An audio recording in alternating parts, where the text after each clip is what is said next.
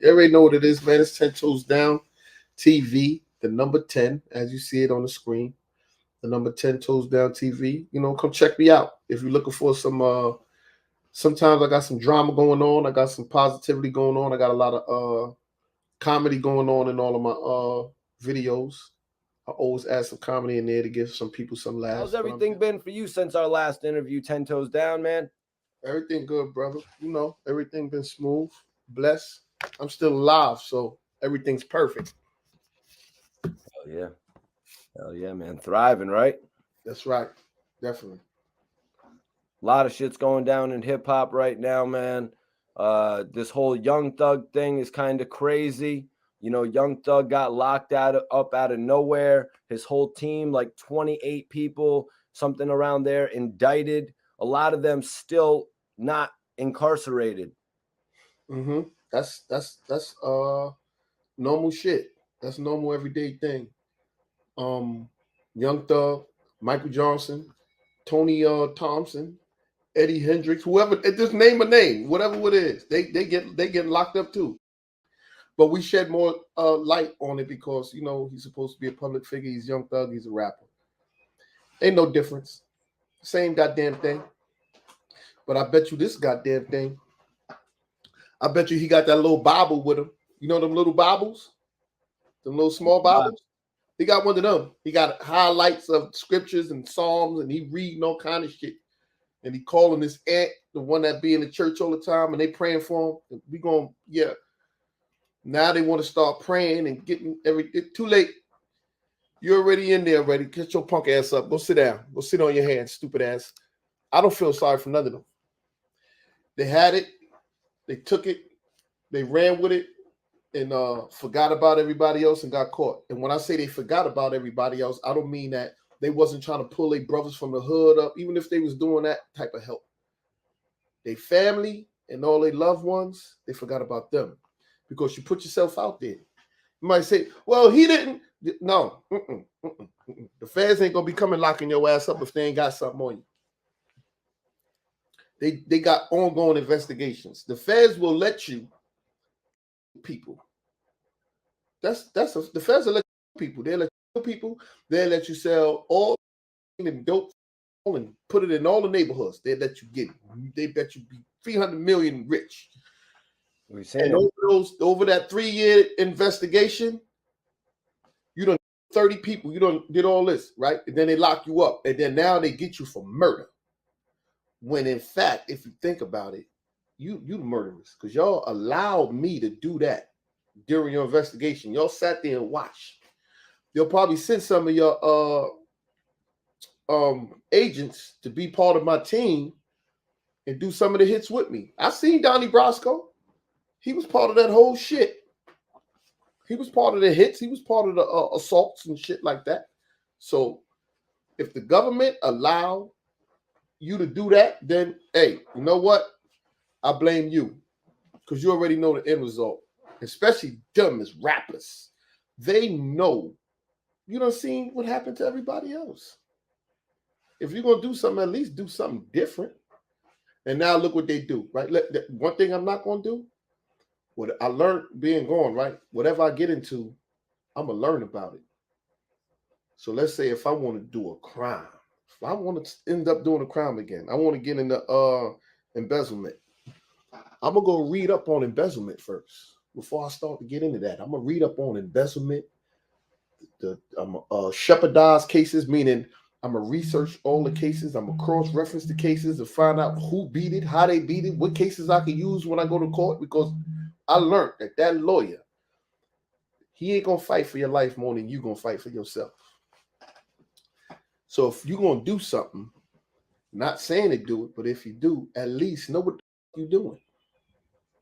That's it. So if you decide to be a gangbanger and a gang member, and then read up on cases, federal cases, and it's saying they took this crew down, everybody got life. They took this one down, they got everybody life. And then you start looking at the appeal process and people who beat the case and all that, and they got a 1% chance. Oh, I'm not getting into that. That's the wrong crime to do. Let me find something else to do, or just leave crime alone, period. Especially them, when you got money like that. That's why they call it change. I'm going to change my environment. I'm going to change the people, places, and things. I'm going to change the people I be around. Because now I got the money. So now it's time to start rubbing elbows with the big execs. And now it's time to start making bigger decisions, start planning for the future for my family and my up-and-coming homeboys and the jobs I can start giving out. Now it's time to start doing that, opposed to sitting around throwing sets up. Boom, hey, cuz, hey, nigga, make out of here with that sign language. I don't want no parts of that sign language shit. I hear very well. But I don't feel no type of way for him, them. Lock them up. I ain't gonna be saying free them. Lock them up. Look, I had a thing when I was gone. It used to be I was the bad apple of the bunch. So we had a program called the YAP program, Youth Awareness Program, and they used to bring the kids in. And when the kids come in, they all up in there, and the brothers is talking to them. I'll be out back doing push-ups, eating garlic. I didn't brush my teeth that morning. I get nice, hot, and sweaty. And I come out there, and they bring me out in the shackles because they let them see, all right, this is how you're going to end up. If you ever got to go to a funeral, you ever got to go on a trip or anything. And then here I come out, boom. And they say my case. They say everything about me. So now I'm shackled. And now the kids is like, oh, shit. And they looking at me. And then they take me out. And then about 20 minutes later, I'll come back. But now I ain't got no handcuffs on. Now I ain't got nothing. And the police done told them, just to put it in their mind, this was like the fear.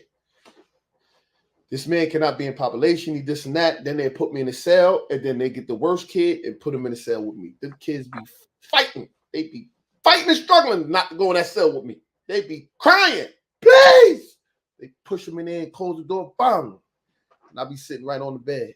What's going on? Now, you got two options. You got two ways to get about this cell. One, I'm going to ask you a question, and you're going to answer me. If you don't, you're going to get on your knees, and you know what you're going to do, right? Yo, I had kids be like, oh, I'm going to pray. Oh, you going to pray? That's what you're going to get on your knees and pray? Some kids be like, you want me to give you that? Yo, that shit be crazy. They be crying their ass off, going through it. And once I see I got the fear in them, now it's time to build them up. Get up. So some I put on the floor. Get up. Sit down. What's going on at home? What's the problem? Because I already read what they did. Some of them cursed their mothers out. Some of them got locked up before. Some of them got caught with knives in school. So I asked them what the problem is. Yo, them kids' problem is the same problems I had. They suffered from peer pressures. They didn't know who they were. They had no identity.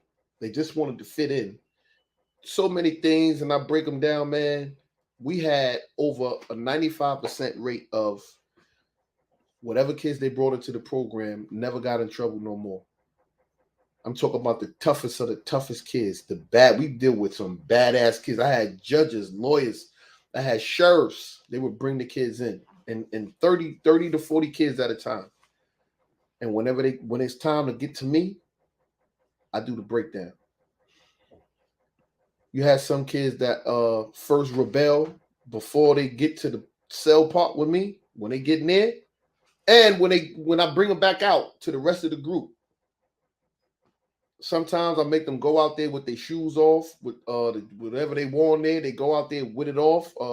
Sometimes I make them go out there and tell the rest of the group, because they be the head. They be the ones riding up on the bus, scared of them jail motherfuckers. They gonna do nothing to me. They be talking junk when they coming up. And the bus driver, he just be getting all the information. When he get up there, he let us know who was talking shit, which one, boom. And then when they get in there, I go out there and tell everybody what just happened in the cell with me and you. How you was almost naked, ready to give it up.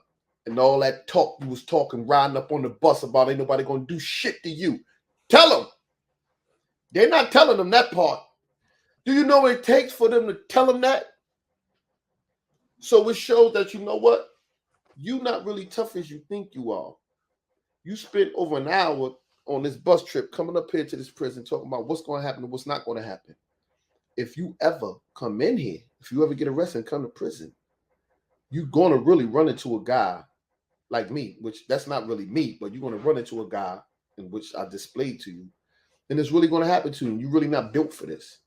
I know you thought you was built for it before you got here. A lot of kids think they built, you know. Even my child, my oldest son, thought he was built for it. Kids I talk to in the street, they think they built for it. They're not built for this shit. The rappers, they talk all that shit, but I see it. I see it. When I'm around them, I see it. I see the pussy punk ass. They pussy. Let me ask you about a guy that Young Thug brought into this. Gunna, very, very successful artist. Gunna actually came onto the scene more popular than Young Thug did.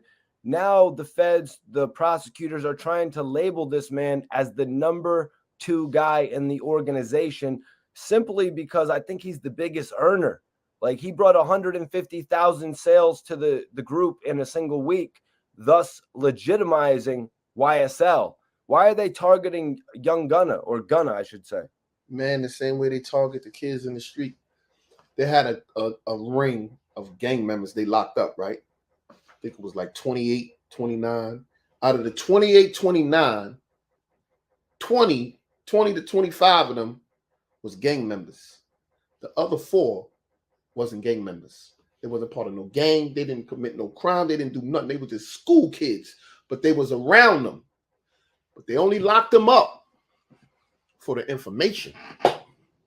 That's what they lock them up for. So this brother right here getting locked up, they know, yeah, he ain't got nothing to do with none of this shit. But we need his voice. And he know he ain't got nothing to do. What's an innocent person going to do? A civilian, an innocent civilian going to do? He going to spill all the beans, anything he knows. And once you start playing that, man, I don't know nothing of that. Man, they don't know what it is till they get under this right here. This right here, Mikey, this will change everybody's. Once this shit get on them and they start putting them sandwiches in front of them, I don't know what it is about that light to make the motherfucker. They be like, man, I'm about none of this shit because them. Nah, so young, he had the gun. He cocking up for fry. Yeah, they change all that shit up. This light right here will change your whole outlook at life. I don't know what it is about that light with the change. But I believe that that's a tactic that the federal government used, the United States government used. Yeah. See, the thing about the state and the feds is that when you go to the state, right? It's the state versus whoever it is. The state versus Mikey T. When you go to the goddamn feds, it's the United States. The United States versus me? Oh, you know you ain't got no win. The United States versus who? The United States versus Mikey T.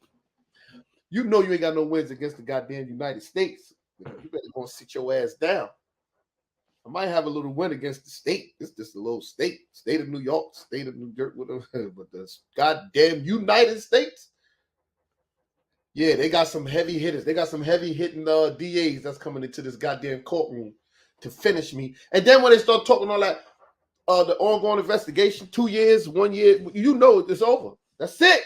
10 years. Yeah, they do the longest investigations on your ass. Sit on your hands. They literally waited till he got in place to get the money that he needed to put other people in position. Like, that's right. You know, when he first got on, the guy was seemingly living off of Birdman's money, you know, but then he got in position to own his own. They raided his crib real quick, 10. They raided his crib real quick after he was putting all types on his Instagram. They went right to his crib and they found a whole bunch of shit. And they kind of rained down on Young Thug's parade at that point.